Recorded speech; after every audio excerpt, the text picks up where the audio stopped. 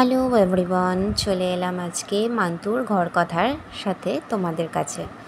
আজকে 14 প্রদীপ দান আর তার সাথে 14 শাক, মানে আমি কিন্তু ভূত চতুর্দশী দিনের ব্লগ থেকে স্টার্ট করে তোমাদের সাথে আজকে শেয়ার করব আমাদের দিওয়ালির দিনের সম্পূর্ণ ব্লগটা। এই ভিডিওতে প্রথমেই দেখো আমার হাতে দুটো ঝুড়িতে দুটো জিনিস, একটাতে হলো 14টা শাক। আর সত্যি বলতে আমি সত্যি খুব অবাক হয়েছিলাম, বাজার থেকে যে শাকগুলো এনেছে 14 রকমই শাক ছিল এবং অ্যাকচুয়ালি যে 14টা শাক খেতে হয় সেই কটাই ছিল। আর আরেকটা জুগাড়ু করেছি হাতে, এগুলো প্রদীপ দেখে বুঝতে পারছো, বা জুগাড়ুটা কি বলছি, মোমবাতি দিয়ে বানিয়েছি বুঝতেই পারছো। কিন্তু এই মোমবাতিগুলো আমি আলাদা করে আর কিনতে যাইনি, মানে এগুলো অনেক দেখবে বাড়িতে থাকে না, মানুষের মোমবাতি জ্বালাতে জ্বালাতে অনেক সময় নিচে পড়ে থাকে, যেটা গলে পড়ে যায় সেগুলো, বা নিচের অংশটা যে থেকে যায়, আমি ওগুলো এত বছর ধরে জমিয়ে রাখতাম। এই জন্যই জমিয়েছিলাম অ্যাকচুয়ালি। এইগুলোকে নিয়ে আমি গলিয়ে সুতোর পুরো একদম সেই তুলো দিয়ে মানে সুতলি মতন করে পোলতার মতন বানিয়ে আমি প্রদীপটা রেডি করে নিয়েছি। সন্ধ্যা হলে তারপরে জ্বালাবো। আর আজকে কিছু রান্নাবান্না করেছি, তো সেই নিয়ে দেখো লাঞ্চে বসে পড়েছি আমি অলরেডি। ডাল আছে, তারপরে কচুর তরকারি, আলু আছে, সাথে অবশ্যই 14 শাক আর কুরকুরি ভাজি করেছিলাম তার সাথে। বাস, আর এখন এখানে বসে পড়েছি আমার সব থেকে ফেভারিট কাজ নিয়ে, মানে অবভিয়াসলি আঁকা, আর্ট, এগুলোই আমার পছন্দের জিনিস। এখানটা আমি ক্যামেরাটা রাখার সময় খেয়াল করিনি যে কতটা নিচু হয়েছে। যাই হোক, মেইন যেটা সেটা হলো আলপনা। তো আমার এটা ডোর স্টেপের সামনেটা, মানে আমার একদম ঘরের দরজা দিয়ে বেরোনোর সময় যে জায়গাটা পড়ে ওখানটা। তো আলপনা ছিল প্রথমে লক্ষ্মী পুজোয় যেটা দিয়েছিলাম, কিন্তু তারপরে ভাবলাম যে না, একটা এমন আলপনা হোক যেটা একটু পার্মানেন্ট থাকবে আমার ডোরের সামনে, বেশ আমার খুব ভালো লাগে। তো তাই জন্য নিয়ে বসে পড়েছি, কিন্তু বসে পড়ার পর বুঝতে পারলাম যে এই জায়গাটায় তো সাদা রং দিয়ে করা যাবে না, কারণ আমার এটা মোটামুটি একটু সাদা টাইলসটা, মানে হয়তো এখানে ব্ল্যাকের যে অংশটা ছাপা ছাপাটা ওটা একটু বেশি দেখা যাচ্ছে, কিন্তু সামনাসামনি দেখলে না অনেকটাই সাদা, ব্যাপারটা খুব চকচকে। তো তার উপরে সাদা কালারের ফ্যাব্রিক দিয়ে আমি দেখছি যে একদমই কালারটা ফুটছিল না। তো আমি ওর মধ্যে একটুখানি হালকা ইয়েলো মিশিয়ে চন্দনের মতন কালার করে নিলাম। আর এটার অ্যাকচুয়ালি অনেকটা বড় ভিডিও হয়ে গেছিলো, প্রায় 1.5 ঘন্টা ধরে আমার এটা সময় লেগেছে। তার মধ্যে একটু বিকেলের দিকে বসেছিলাম, প্রচণ্ড মশার উৎপাত। আমি একেবারে সেই মর্টিন জ্বালিয়ে নিয়ে আশপাশে নিয়ে বসে আছি, যেখানে আমার ওই ধোয়াটাতে খুবই প্রবলেম হয়, কিন্তু তাও কিছু করার নেই, আমার ওটা জ্বালিয়ে বসতেই লাগবে, নাহলে মশারা হয়তো আমাকে এখান থেকে তুলে নিয়ে চলে যাবে, এরকম অবস্থা হবে। তো এই করলাম পুরো আলপনাটা। যদিও এখানে আমার আলপনার পুরো ভিডিওটা দেওয়া তো একদমই সম্ভব নয়, কারণ অনেকটা বড় হয়ে গেছিলো, কিন্তু হ্যাঁ পুরোটাও একেবারে কেটে ফেলিনি, যাতে তোমাদের বুঝতে দেখে না অসুবিধা না হয়। তোমাদের যদি কারোর ইচ্ছা থাকে এরকমভাবেই তোমাদের ডোর স্টেপের সামনে কিছু বানাবে, তো দেখতে পারো, তারাও এটা ট্রাই করতে পারো। খুবই ফ্রি হ্যান্ড আমি একটা আলপনা দিয়েছি, বিশাল কিছু কাজ নেই যে যেটা কেউ করতে পারবে না। চাইলে কিন্তু ইজিলি তোমরাও এটাকে তোমাদের ডোর স্টেপের সামনে চাইলেই এটা করতে পারো। এগুলো কিন্তু আমি করে থাকি। লোকের বাড়িটা এখনও শুরু করিনি, আমি অ্যাকচুয়ালি ক্লের কাজ করি, ক্লে জুয়েলারি বানাই, এবং তাছাড়াও ক্লের যে থালা বাসন গ্লাস এখন যেগুলো খুব ট্রেন্ডিং, মানে এই অন্নপ্রাশন বিয়েবাড়ি এগুলোতে ইউজ হয়, সেই সবের জন্য আমি ওই আলপনাগুলো ওগুলোর ওপর করি। তো আমার কাছে সবসময় তাই জিনিসগুলো থাকে, তো এই হিসাবেই আলপনা দেওয়ারও একটা ভালো লাগা। তাছাড়াও ছোটো থেকেই আঁকার প্রতি একটা আলাদাই ভালো লাগা থাকেই আমার সবসময়। আলপনা দেওয়াটা শিখেছি ছোটোবেলা থেকে নিজের ঠাকুমার কাছ থেকে, কারণ আমার ঠাকুমাও কিন্তু খুব সুন্দর আঁকতে পারতো, মানে শুধু আঁকা বলা ভুল, তার মধ্যেও যেরকম আর্টের জ্ঞানটা খুব সুন্দর ছিল, আমার মধ্যেও কিন্তু কিছুটা আমার এই ঠাকুমার এই বিষয়টাই এসেছে।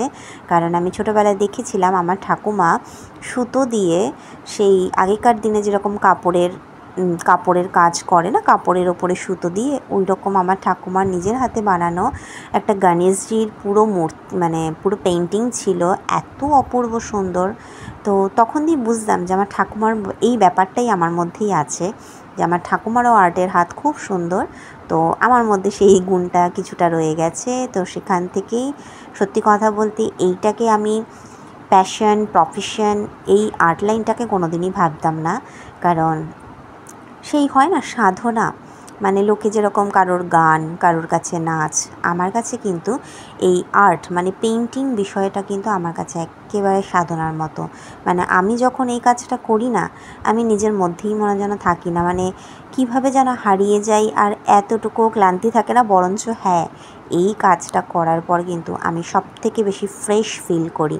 তো এই যে আলপনাটা দেখছো করছি, এটার মধ্যে লাস্টে ভাবলাম যেহেতু দিওয়ালি, তো একটুখানি রেড টাচ না দিলে ভালোও লাগবে না। আর দেখলাম যেহেতু এটা আমার ফ্লোরটাও সাদা, তো পুরো সাদা সাদা না, ভালো লাগছিল না, তো ওই জন্য একটুখানি রেডের টাচ দিলাম। কিন্তু রেডটা একদম পুরো ডার্ক রেড রাখিনি, একটু শালু রেড করেছি, যার জন্য একটু সামান্য অরেঞ্জ মিশিয়ে একটু শালু লাল রঙের করে নিয়েছি। আর ডোরটার উপরে খুব ফ্রি হ্যান্ডে যেটুকু কালার বেঁচেছিল, কারণ আর আমার ওখানে কালার ইচ্ছা ছিল না নষ্ট করার, কারণ আমি আমার কালী পুজোর ওখানেও আমি কিছুটা আলপনাটা দিয়েছিলাম, তো ওখানের জন্য কিছুটা লাগবে দেখে ভাবলাম দরকার নেই, ডোর স্টেপের এখানটায় যেটুকু কালার বেঁচে আছে ওই দিয়ে জাস্ট একটা ফ্রি হ্যান্ড পদ্মর একটা মোটিভ করা একটা আলপনা এইটুকু দিয়ে আমি এখান থেকে উঠলাম। কারণ এরপরে আমি গেছিলাম পুজোর স্থানের ওখানে আলপনা করতে, ওটার আর ভিডিও নেওয়া সম্ভব হয়নি, কারণ খুব টায়ার্ড লাগছিলো সারাদিন ধরে এগুলো করে।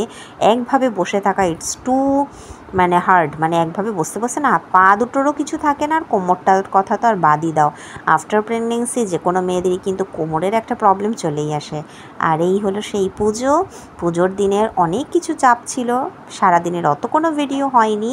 এটা যজ্ঞের মুহূর্তের পুজোর সময়ের ভিডিও, এই সময় অলরেডি যজ্ঞ চলছিল, খুব ভালো লাগছিলো দাঁড়িয়ে দেখতে। এই হলো আমাদের বাড়ির পুজো। আর ওই পুজোটা সেরে এসে চলে এলাম নিজের বাড়ির আলপনার সামনে একটু প্রদীপ দিতে। আর এই প্রদীপটা দেওয়ার সময় একটা গণ্ডগোল হয়েছিল, মানে কালকে আমি, এটা দিওয়ালির দিন, মানে একেবারে কালী পুজোর দিনের কালকে একটা বড় বিপদের হাত থেকে আমি অ্যাকচুয়ালি বেঁচে গেছিলাম। আরেকটু হলেই প্রদীপের আগুন থেকে না, আমার যে শাড়িটা আমি পরা, আমার গায়ে প্রায় আগুন লেগে গেছিলো, কিন্তু মা বাঁচিয়ে নিয়েছে, কিছু হয়নি, ছোটোর উপর দিয়ে ফাড়াটা বেরিয়ে গেছে।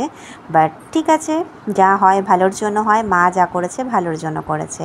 তারপরে আবার কি, আমি তো মানে খুব বড় বীর পালোয়ান, বাজি কোনো দিনই ফাটাতে পারি না, খুব ভয় পাই আমি অ্যাকচুয়ালি। তো তাও পাপানের জন্য, মানে আমার ছেলের জন্য তো একটু আনা। তো দেখছো আমি তুবড়ি একটু ফাটিয়েছি, আর ওইখানে ওপরে বসে একটুখানি তারাবাটি ফাটিয়েছিলাম। তুবড়ি একটা ফাটিয়ে এত ভয় পেয়েছি, আমি পার্থকে মানে আমার হাজব্যান্ডকে হ্যান্ড ওভার করে দিয়েছি, যে ভাই তুমি ফাটাও, আমি দূর থেকে বসে দেখবো। তার থেকে বেটার অপশান আমি আর আমার ছেলে বসে তারাবাতি, রং মশাল ওগুলো না হয় ফাটিয়ে নেব। তো দূর থেকে বসে বসে এই তুবড়ি ফাটানো, আমার বর ফাটাচ্ছিল, বেশ দুটো তিনটে ফাটালো, এগুলো এনজয় করলাম। তারপরে আমি আর আমার ছেলে মিলে বসে পড়েছি এবার একটু রং মশাল, তারাবাতি এগুলো ফাটাবো দেখে। আর সত্যি বলতে পাপান আমার এখন বড় হতে হতে লাইট ব্যাপারটাকে এতটাই এনজয় করছে যে আমারও ভীষণ কালকে ভালো লাগছিলো ওর সাথে একটা মজা করতে, যেন নিজেও ছোট হয়ে গেছিলাম ওর সাথে। যদিও আমি ছোটোবেলায় এতটাও এই বিষয়গুলো নিয়ে খেলার কোনো মুড আমার থাকতো না, কারণ আমি এই জিনিসটা একটু ভয়ই পাই, এই বাজি বিষয়টা, এই আগুন বিষয়টা। তো অলরেডি এই নিয়েই বসে আছি, বাজা মানে এখানে সব রেডি করছি, এর মধ্যে একটু পাড়ার লোকজন আশপাশের রয়েছে, তাদের সাথে কথা বলা। আর ওই যে মাঝখানে একজন এসে আবার দেখা করে গেলে, এটা হলো আমার ছেলের পিসেমশাই, মানে আমার নন্দাই। ওরা অ্যাকচুয়ালি বেরিয়েছে এক জায়গায় ঘুরতে চলে যাবে, তার জন্য ওরা বেরিয়ে গেল। আর আমরা একটুখানি লাস্ট আর একটা তারাবাতি জ্বালিয়ে ভাবলাম এবার বেরাই, বাড়িতে গিয়ে পুজোর ভোগ খাবো। আর শেষে চলে এলো মায়ের যাওয়ার ঘন্টা, মাকে নিয়ে বেরিয়ে পড়লো বিসর্জনে, মনটা একটু ভারাক্রান্ত। আর এই পুরো ব্লগে তোমাদের সাথে শেয়ার করলাম ওই সব রকম ইমোশনস, ভালো মন্দ সব কিছু। পুরো ভিডিওটা কেমন লাগলো অবশ্যই কমেন্টস বক্সে জানিও, লাইক কমেন্ট শেয়ার করো। আর হ্যাঁ, যদি চ্যানেলে নতুন হয়ে থাকো, যে কেউ হবে, সাবস্ক্রাইব অবশ্যই করো আরও নতুন কিছু ভিডিওর জন্য। তোমাদের কেমন কাটলো দিওয়ালি জানিও।